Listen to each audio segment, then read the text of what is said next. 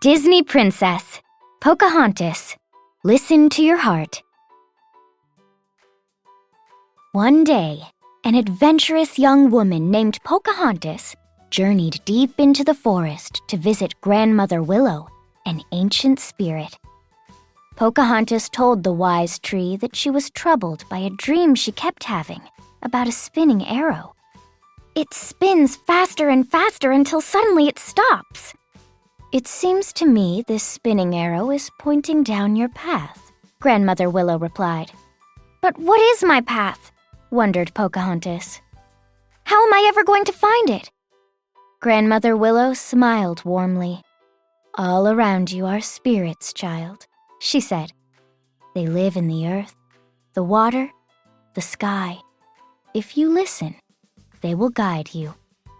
Later, Pocahontas thought about what Grandmother Willow had said. In the distance, she saw something. It was a ship filled with settlers from England. The next day, Pocahontas spotted a man exploring the forest. His name was John Smith, and, like the other men on the ship, he had sailed to this new land in search of gold. Pocahontas was curious about this man. She had never seen anyone like him before, so she followed him through the woods. Suddenly, he seemed to disappear behind a waterfall. Pocahontas crept out from her hiding place cautiously. Smith jumped through the falls and came face to face with the young woman. The two stared at each other for a while. Smith had never seen anyone so beautiful. He moved closer, but Pocahontas was frightened and ran away. Wait, please, Smith called as he ran after her. It's all right. I'm not going to hurt you. Pocahontas hesitated. Leaves swirled around the pair as Smith moved closer and offered her his hand. Who are you? He asked. I'm Pocahontas, she replied as she took his outstretched hand. When they touched, neither one wanted to let go. In her heart, Pocahontas knew that there was something special about this strange man. Together, they laughed at Miko, Pocahontas's mischievous raccoon friend, who rummaged through Smith's bag looking for food. Pocahontas began to sing as she led John Smith through the forest. She showed him how all the parts of nature, animals, plants, the wind, the people, were alive and connected to each other. They watched the gentleness of a mother bear with her cubs. They listened to the wolves cry and saw eagles fly to the top of a sycamore tree. John Smith began to realize that his people had much to learn. With Pocahontas as his teacher, he could hear the voices of the mountains and even see colors in the wind. He held her hands and gazed into her brown eyes. Suddenly, drums echoed throughout the forest. Pocahontas looked alarmed. What is it? Asked John Smith. The drums. They mean trouble, she said. I shouldn't be here. Please don't leave, he urged. I'm sorry. I have to go, she said, and ran off. Back at the village, Pocahontas's father, Chief Powhatan, warned her to stay close by. Now is not the time to be running off, he said. He didn't want Pocahontas to get hurt if fighting broke out between the settlers and the Indians. Yes, father, said Pocahontas. Later, when Pocahontas and her friend Nakoma were gathering corn, John Smith appeared. Please don't say anything, Pocahontas whispered to her friend before leaving with Smith. Nakoma was too shocked to respond. She kept quiet, but felt uncomfortable as she watched the two figures disappear into the evening shadows. She had been warned that the settlers were dangerous and was worried about her friend. Pocahontas led Smith to Grandmother Willow. Hello, John Smith, the tree said. John Smith's mouth dropped open. Pocahontas, that tree is talking to me, he said. Then you should talk back, Pocahontas said, smiling. Grandmother Willow looked kindly into Smith's blue eyes. He has a good soul, she told Pocahontas. "And he's handsome, too." John Smith laughed. "Oh, I like her," he said. Pocahontas was glad the tree spirit approved. After John Smith had left, Grandmother Willow told her that she might have found her path. Later, when Pocahontas met up with Nakoma, her friend pleaded with her not to see John Smith anymore. "If you go out there, you'll be turning your back on your own people," Nakoma warned. "I'm trying to help my people," said Pocahontas. "Pocahontas, please," Nakoma begged. "You're my best friend. I don't want you to get hurt." "I won't. I know what I'm doing," replied Pocahontas as she went back into the woods. But Nakoma wasn't convinced. Concerned about her friend's safety, she sent an Indian warrior named Kocoum to look for Pocahontas in the woods. Kocoum soon found Pocahontas and Smith. The warrior attacked Smith. All of a sudden, another settler showed up and killed Kocoum. Furious, other warriors arrived and took John Smith prisoner. He was sentenced to die the next morning. That night, Pocahontas visited John Smith. "I'm so sorry," she told him, crying. "It would have been better if we'd never met. None of this would have happened." "Pocahontas, look at me," he said tenderly. "I'd rather die tomorrow than live 100 years without knowing you." Pocahontas left and went to see Grandmother Willow. "I feel so lost," she told the tree spirit. Miko's ears perked up. The raccoon brought Pocahontas a compass he had taken from John Smith's bag. The arrow on it began to spin. "It's the arrow from your dream," the tree spirit observed. "It was pointing to him," Pocahontas said. "You know your path, child," said Grandmother Willow. "Now follow it." Pocahontas ran back to the village. Just as John Smith was about to be killed, she stepped in front of him. "If you kill him, you'll have to kill me too," she declared to her father. "This is where the path of hatred has brought us. This is the path I choose. What will yours be?" Everyone stared in stunned silence. Finally, inspired by Pocahontas, the chief ordered the release of John Smith. But the fighting was not over quite yet. When one of the settlers shot at Pocahontas' father, Smith threw himself in front of the chief and took the bullet himself. In order to have his wound treated, he had to return to London. Smith looked at Pocahontas. "Come with me?" he asked. She turned to her father for guidance. "You must choose your own path," the chief said. As Pocahontas watched the settlers and Indians begin to share food, she knew what her path must be. "I'm needed here," she decided. "Then I'll stay with you," Smith replied. Pocahontas shook her head.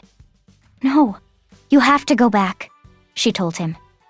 "But I can't leave you," he said sadly. "You never will," she told him.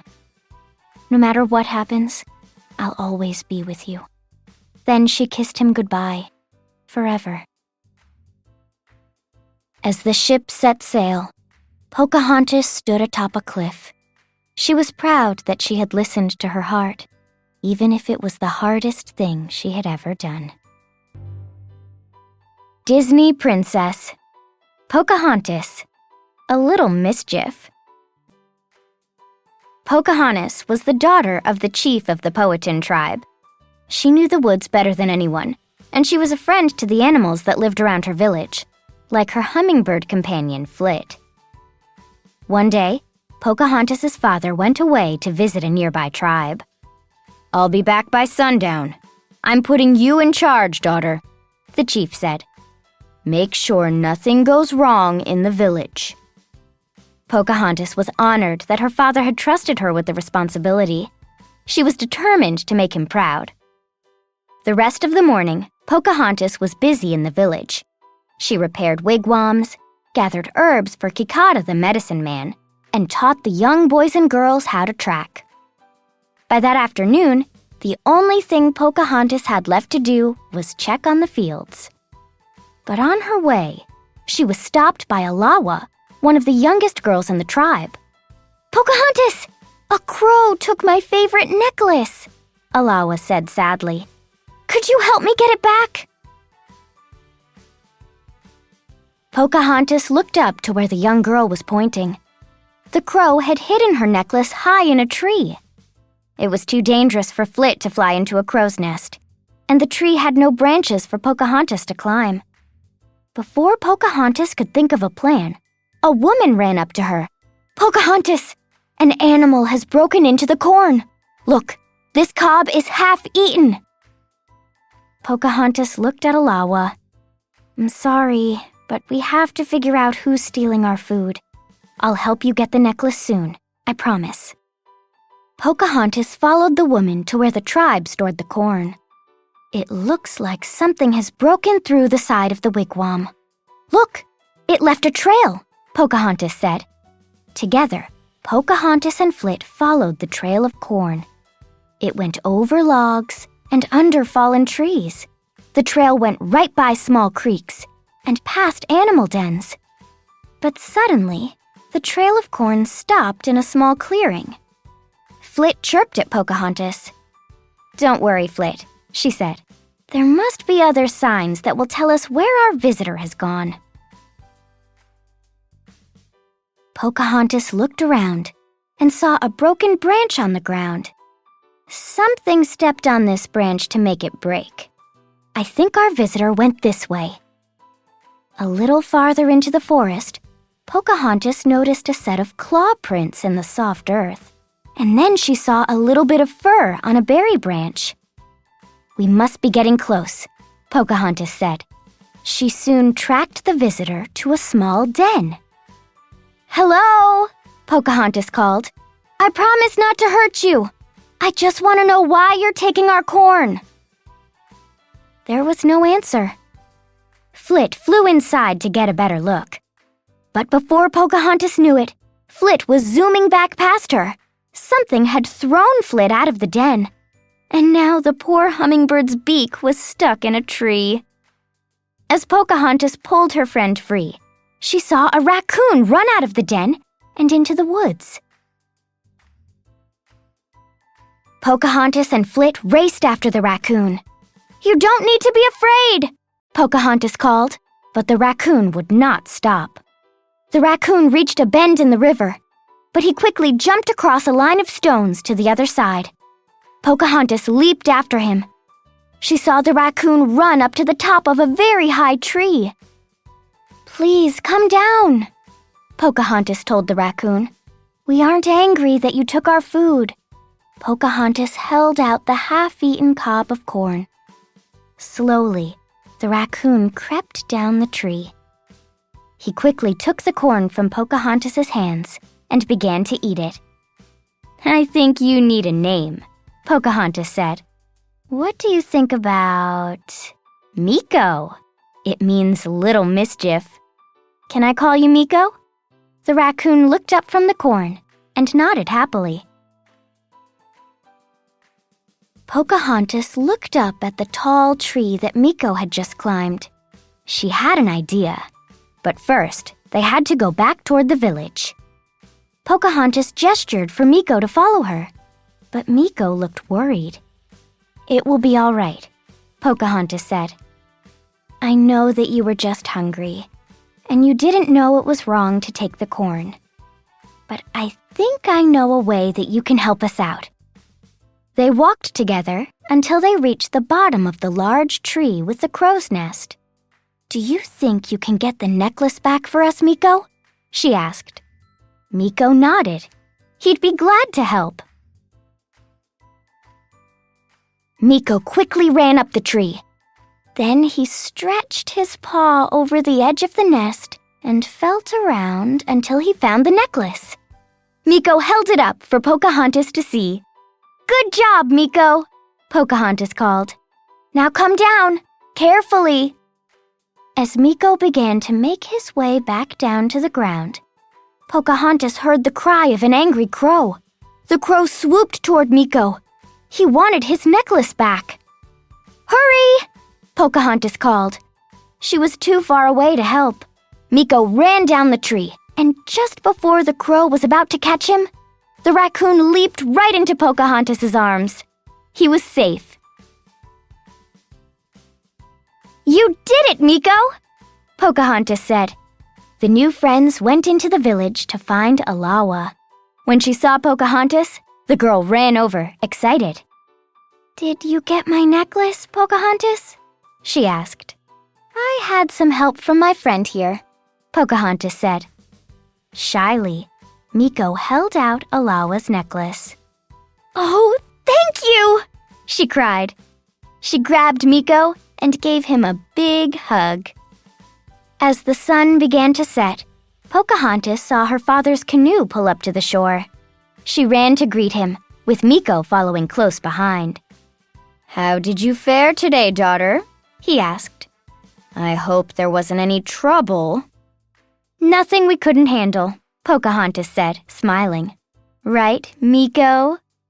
"Ah, just a little mischief then?" Pocahontas's father returned her smile. "Exactly." The light was fading, and Pocahontas knew it was time to say goodbye to Miko. "Stay safe," Pocahontas said as they walked toward the woods. "And stay out of the corn, too." Miko started to climb a tree, but then he paused and turned back to Pocahontas. "Yes?" Pocahontas asked with a smile. Miko ran back to Pocahontas and leaped into her arms. Pocahontas laughed. "Don't worry, we'll see each other again. I can visit you in the woods anytime." Miko looked up at her happily. "And I can bring you any extra corn when I do," she added. Miko liked the sound of that.